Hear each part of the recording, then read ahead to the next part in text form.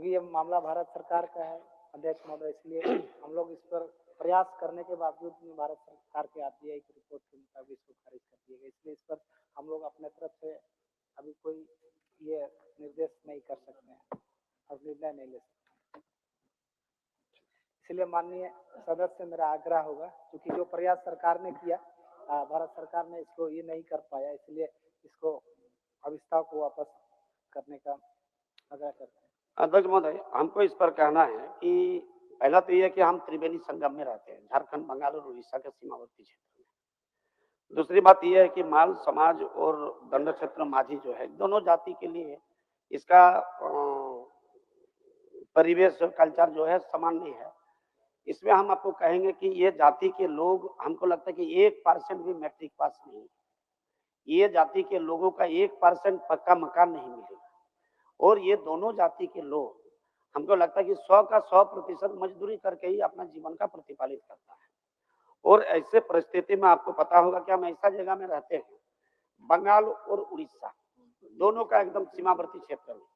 एक गांव ऐसा है महोदय, जो गांव के जो रास्ता है, गांव के अंदर का रास्ता जिसको बंगला में हम लोग कुल्ही बोलते हैं, वो एक तरफ झारखंड है रास्ता के इधर, और रास्ता के उधर है आपका बंगाल। और मान लीजिए कि वही बंगाल के लोग जो है, यही जाति के लोग एक ही गांव में है, एक ही गांव समझते हैं उसको, लेकिन आधा जंगल बंगाल है, आधा झारखंड है, आधा रास्ता बीच में है, कुली जिसको बोलते हैं। तो उसमें वो लोग आपका हरिजन का अधिकार लेकर घर से निकलता है, और ये जाति का लोग, सर्वहारा जाति का लोग, ये हमेशा आपका ब्राह्मण के माने तर्ज पर इसको जनरल में रख दिया गया। और इसमें इसका कारण यही है कि महोदय, इसको बंगाल में माल कहता है, ये इसको हरिजन में रखा है। उड़ीसा में मल्ल क्षत्रिय बोलता है, माल पहाड़ी बोलता है, तो उसको आदिवासी में रखा है। लेकिन झारखंड में गलती से इसको मल्ल क्षत्रिय, ये जो क्षत्रिय भाषा जो जुड़ गया है, और क्षत्रिय भाषा के चलते इसको आपका जनरल में रखा है, जबकि इसका सांस्कृतिक जो विरासत है, इसका परिवेश जो है, इसका कल्चर जो, इसका रहन सहन जो है, वेशभूषा जो है, बिल्कुल आदिवासी और हरिजन के तर्ज पर से। ठीक उसी प्रकार के दंड क्षेत्र माझी जीवी जो है, इसका भी अगर हम लोग ठीक से सामाजिक न्याय का बात करेंगे और मूल्यांकन करेंगे महोदय, अगर बेहतर ढंग से इसका सर्वे करेंगे, तो इसका भी 1% भी आज के जमाना में, आजादी का 77 साल पार हो गया महोदय, आज के जमाने में 1% मैट्रिक पास यहाँ नहीं मिलेगा। और पक्का मकान भी 1% मैक्सिमम अगर मिलेगा तो 1% मिलेगा। और 100 का 100% महोदय आज भी मजदूरी करके अपना जीवन प्रतिपालित करता है। तो ऐसे परिस्थिति में, और उड़ीसा में भी वही आपको हम बता रहे कि उड़ीसा का भी ऐसा है कि नदी का इधर और नदी का उधर है। तो नदी का इधर ये ब्राह्मण के तर्ज पर आपका अपना हक और अधिकार को खोने का काम किया है, और वही जाति के लोग उड़ीसा में आपका आदिवासी के रूप में हर सुख सुविधा पाता है, जबकि इसको सर्वहारा हम लोग अपना क्षेत्र में सर्वहारा बोलते हैं कि भाई इसका पास कुछ नहीं। ऐसे परिस्थिति महोदय, अगर उड़ीसा में ये हरिजन हो सकता है, आदिवासी हो सकता है, और बंगाल में ये अगर हरिजन हो सकता है, तो क्या झारखंड में इसको जनरल कास्ट में रखना न्याय संगत है? ये जाति समाज के लोग लंबे समय से ये लड़ाई कर रहा बिहार राज्य के साथ में। हमको कहना है कि राज्य सरकार का जो दायित्व और दायरा है, इस तक राज्य सरकार विचार करे, पुनः उसको सर्वे कराए, और सर्वे करे पहले ये देखा जाए कि हम इसका मांग सिर्फ उस जाति का लोग को संतुष्ट करने के लिए रख रहे हैं, या वास्तव में उसका जीवन शैली जो है, जीवन सफर जो है, यह वास्तव में हरिजन आदिवासी के लायक हो है। और अगर ये सर्वे बताएगा कि हरिजन आदिवासी के तर्ज में इसको रखा जाना चाहिए, तो हमको कहता है कि सरकार पुनर्विचार करे और केंद्र सरकार को फिर से लिखे, और इसको इसका हक और अधिकार को दिया जाए। हम मंत्री जी से इसके बारे में जानना चाहते हैं। अध्यक्ष महोदय, सभापति महोदय, दो बार झारखंड सरकार ने प्रयास किया। 2017 में भी रामदयाल मुंडा जनजातीय कल्याण शोध संस्थान रांची से अनुशंसा प्राप्त कर प्रति को संकलन करते हुए माल क्षेत्रीय जाति को अनुसूचित जाति में शामिल कराने हेतु सामाजिक न्याय एवं अधिकारिता मंत्रालय भारत सरकार से अनुरोध किया गया सभापति महोदय, लेकिन उन्होंने स्पष्ट चिट्ठी दिया है, मैं उपलब्ध करा सकता हूँ माननीय सदस्य को, सीधा लिख दिया RGI word in response that 17/4/2013 and 8/9/2017 did not support the proposal for a पूरा खारिज कर दिया भारत सरकार ने, क्योंकि ये निर्धारण करना भारत सरकार के अधीन है। इसलिए चूंकि भारत सरकार ने इसको रिजेक्ट किया, इसलिए इस पर हम लोग आगे कुछ कार्रवाई नहीं कर सकेंगे सभापति महोदय। इसलिए माननीय सदस्य से आग्रह होगा कि इसको अध्यक्ष महोदय, हमको मंत्री जी से ही सवाल करना है, आखिर भारत सरकार के अंदर है बंगाल और उड़ीसा है। अगर यही जाति के लोग उड़ीसा में रह के आदिवासी का हक अधिकार को प्राप्त कर सकता है, बंगाल में रह के हरिजन का हर हक अधिकार प्राप्त कर सकता है, तो ये समाज के लोग सर्वहर आदमी को इतना अपराध, कौन सा अपराध किया कि इतना बड़ा दंड उनको दे रहे हैं? यही देश में तो है, फिर अलग अलग कानून व्यवस्था क्यों होगा? हमको राज्य सरकार से यही कहना है कि इसका पुनः सर्वे किया जाए और ये पहले आप संतुष्ट हो जाए कि वास्तव में मेरा मांग सिर्फ उस जाति को सिर्फ अपना भाषा से संतुष्ट करना या वास्तव में ये हकदार है। अगर वास्तव में ये हकदार है, इसका सर्वे किया जाए, पुनः सर्वे किया जाए और उसका वस्तु स्थिति को, उसका आचार आचरण, स्वभाव चरित्र, परिवेश, उसका रहन सहन, उसका एजुकेशन, उसका आवास और उसका काम करने का तरीका जो है, क्या काम करता है, उसका जीवन यापन कैसे होता है, ये सारे चीज को देख के राज्य सरकार इस पर पुनर्विचार करे। और हमको कहना, हम यही बोल रहे कि भारत सरकार का बात है, भारत सरकार का बात है तो बंगाल तो भारत के अंदर है, उड़ीसा तो भारत के अंदर है। एक गांव ऐसा है जो गांव का बीच में जो रास्ता के उधर है झारखंड, रास्ता के इधर है बंगाल, और वहां पर आपका बंगाल के लोग हरिजन का हक लेके निकलता है और झारखंड के लोग ब्राह्मण के रूप में उधर से निकलता है। दोनों एक ही गांव है, एक सदात्मन करता है वही लोग, लेकिन वो है आदिवासी हरिजन ही है आपका जनरल। तो मेरा कहना है कि हम लोग कहाँ जाएंगे महोदय? हम एक विधायक है तो विधायक के रूप में तो हम विधानसभा में ही बात उठाएंगे, हम केंद्र सरकार को कैसे इस पर बोलेंगे कि इसको करना होगा? और अगर इतना लंबा समय से इसका मांग हो रहा तो निश्चित रूप से इस मांग का एक आधार है और आधार के हिसाब से ही लंबे समय से मांग कर रहा। इसलिए हम महोदय से कहेंगे कि माननीय मंत्री महोदय इस पर फिर से एक बार सर्वे कराइए, ताकि उन लोग को भी लगे कि मेरा विधानसभा का विधायक हमारा इस विषय को उठाया है और उठा के प्रयासरत है कि कैसे हमको आदिवासी हरिजन का सूची में शामिल करेगा। और ये जाति का लोग बहुत ज्यादा संख्या में नहीं है महोदय, हमारा पूरा पूर्वी सिंहभूम में सिर्फ हमारा विधानसभा में। माननीय सदस्य, माननीय मंत्री जी के सुन लीजिए। हाँ, सभापति महोदय, माननीय सदस्य की चिंता वाजिब है और उड़ीसा में या दूसरे राज्यों में इनको अनुसूचित जाति का दर्जा प्राप्त है। इनकी सूचना को सरकार ग्रहण करती है और इस पर हम लोग विचार करेंगे। तो वापस विचार नहीं, आप वापस जरूर कर, हम खड़ा हुए तो आप वापस करने के लिए आप ये तो बोलिए, ये तो आप करा सकते कि आप पुनः इसको सर्वे किया जाए, घर घर जाया जाए। हम जो बोल रहे कि 1% भी पक्का मकान नहीं है, हम जो बोल रहे कि 1% भी मैट्रिकुलेट नहीं है, माननीय आप सर्वे कराने में क्या दिक्कत है महोदय? इसीलिए माननीय सभापति, इस पर पुनर्विचार मैं आग्रह कर रहा हूँ, क्योंकि शोध संस्थान के द्वारा मांगा गया था सत्य के साथ जो है ना, आप उनके सामाजिक आर्थिक जो संरचना ये है संरचना, उसको आप प्रस्तुत करें, क्योंकि दो बार आरजीआई ने इसको रिजेक्ट किया भारत सरकार के विभाग ने। इसीलिए मैं कह रहा हूँ कि फिर से इनकी सूचना को ग्रहण करते हुए उड़ीसा और जहाँ की बात कर रहे हैं, सरकार इस पर विचार करे। नहीं, विचार नहीं, आग्रह होगा महोदय, हमारा छोटा सा बात है, हम विचार नहीं। देखिए, गैर सरकारी संकल्प ये ब्रह्मास्त्र हो गया, इसके ऊपर में कोई सवाल नहीं होता है। हम महोदय से हम यही मांग करें कि आपको सर्वे करने में कौन सा दिक्कत है? आप सर्वे तो कराइए, इसका होगा नहीं होगा केंद्र सरकार का हाथ में, करेगा नहीं करेगा ठीक है, वो बात तो हम अपने बात रखें कि अगर बंगाल और उड़ीसा में कर सकता तो क्यों नहीं कर सकते, लेकिन आप सर्वे करेंगे ये तो कम से कम आश्वासन दीजिएगा हम इसका सर्वे कराएंगे, उसको देख लेंगे। आपको नहीं, माननीय मंत्री जी उस तरह का नहीं, वो तो खाली हमको बैठाने के लिए बोल रहे हैं और हम बैठेंगे ही, लेकिन माननीय मंत्री जी ये तो बोले कि हाँ इसका सर्वे कराएंगे। राज्य सरकार तो इनके अधिकार क्षेत्र के अंदर है, सर्वे तो करा ही सकते हैं।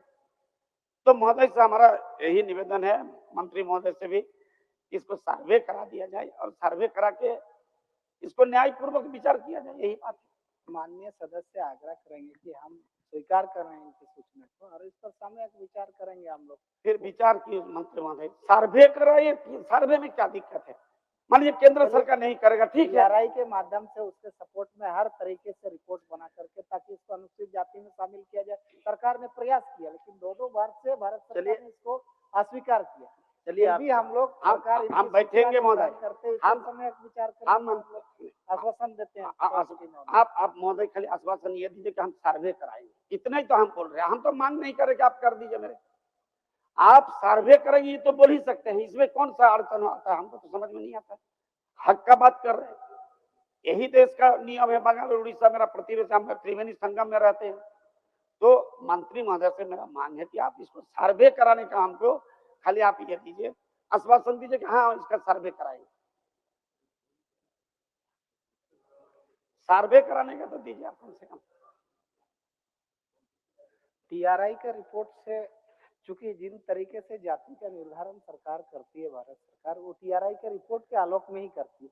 टीआरआई ने आपके समर्थन पे ही, आप जिन जाति को शामिल कराना चाहते हैं अनुसूचित जाति में, समर्थन में हर तरीके का साक्ष्य देकर के भारत सरकार को 2-2 बार भेजा, उसके बावजूद भी उन्होंने अस्वीकार किया। माननीय सदस्य, आप इस बात को समझने का प्रयास, फिर भी आपकी बात, आप सर्वे करा दीजिए, खाली इतना तो करे तो उन लोग को भी लगे कि मेरा विधायक मेरे लिए लड़ रहा है। सर्वे में तो सिर्फ उनकी जनसंख्या को, आप कितनी है जनसंख्या, नहीं, सिर्फ आप आंकड़ा आप जनसंख्या नहीं महोदय, आप सर्वे कराइए, आप सर्वे कराइए। हम जो बोल रहे हैं कि 1% मैट्रिक पास, जनसंख्या की बात कर रहे हैं माननीय सदस्य, क्योंकि अभी जनगणना होने भारत सरकार ने घोषणा कर दिया, जनगणना होगी 2 साल के अंदर में, 27 में 2 साल जितना माल क्षत्रिय है सभी का आंकड़ा आ जाएगा। महोदय वो आंकड़ा हम नहीं बोल रहे, उसका कल्चर क्या है, उसका वेशभूषा क्या है, उसका सामाजिक संरक्षण, माननीय सभा का तो सर्वे किया जाए महोदय। टीआरआई कोई रिपोर्ट करती है किसी जाति के संदर्भ में, तो उसमें तो सारे तरीके का मामला रहता है जिसको रिपोर्ट करती है। इसीलिए मैं कह रहा हूं कि 2-2 बार टीआरआई ने रिपोर्ट भेजा भारत सरकार को, लेकिन उसने अस्वीकार किया। इसीलिए माननीय सदस्य से आग्रह होगा कि अविस्ताव को वापस लेंगे महोदय। आप कम से इतना आश्वासन दीजिए कि हाँ सर्वे इसका कराएंगे, इतना तो करा सकते हैं महोदय। सुरेश जी आप बैठिए, नहीं माननीय सुरेश जी बैठिए। मंत्री महोदय अब बैठिए। मंत्री महोदय, आप सर्वे कराने का तो थोड़ा कम से कम करिए, इतना आश्वासन दीजिए कि हम सर्वे कराएंगे। उसका सामाजिक संरचना क्या है, उसका एजुकेशन ये क्या है, उसका खान पान क्या है, उसका रहन सहन क्या है, ये इतना तो कर सकते। कौन सा कल्चर में किस तरह का रहता है वो।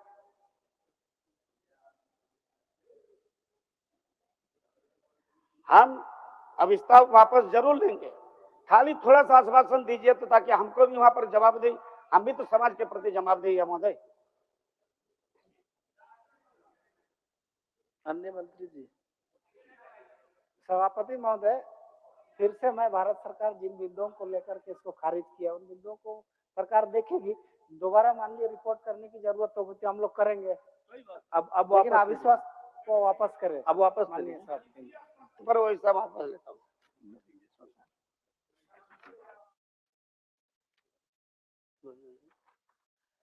माननीय सदस्य श्रीमती रागिनी सिंह जी।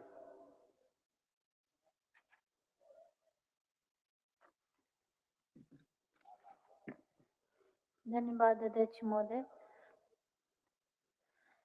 यह सभा राज्य सरकार से अभिभावित करती है कि धनबाद नगर निगम में जो 27 ग्रामीण गांवों को सम्मिलित किया गया है, जिससे झरिया विधानसभा के जीतपुर, डुमरी, भूतगड़िया, सिरगुजा, कपूरगारा, पैरो, गौरखुट्टी, मोहलबनी, परगावाद और नोनोडी शामिल है।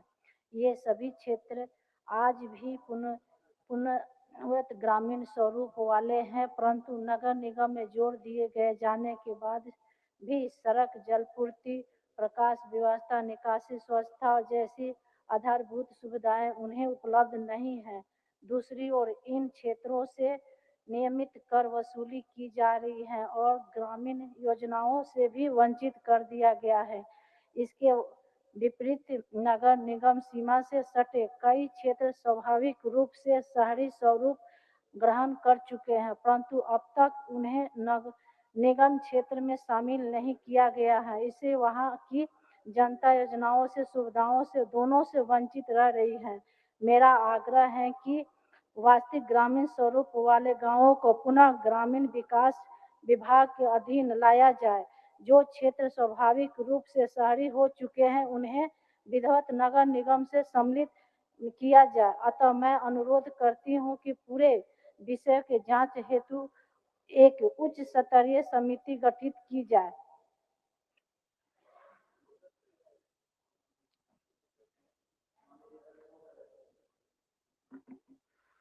माननीय सदस्य का गैर सरकारी संकल्प उन्होंने पूरा पढ़ के सुना दिया। सरकार का जो वक्तव्य है वो भी उनके पास है। मैं आग्रह करूंगा कि सरकार के किस वक्तव्य से वो